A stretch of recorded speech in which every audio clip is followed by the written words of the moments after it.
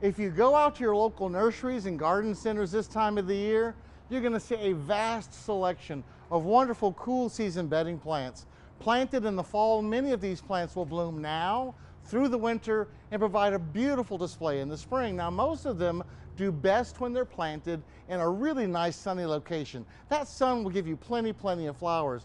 But if you have a partially shaded area, not total shade, but partial shade, maybe a little morning sun and then shade through the day, a spot where you might have planted wax begonias or impatiens or terenias during the summertime, well, there are a few cool season bedding plants that will tolerate those partially shaded areas. Now, violas and pansies are among those that will grow well and produce flowers in partial shade. Violas in particular are a good choice. They're a little bit more compact, and the smaller flowers really hold up nicely to the weather we have during the winter time. But violas and pansies, two good choices. Alyssum is a low-growing carpeting plant. It comes in purple, lavender, pink, white.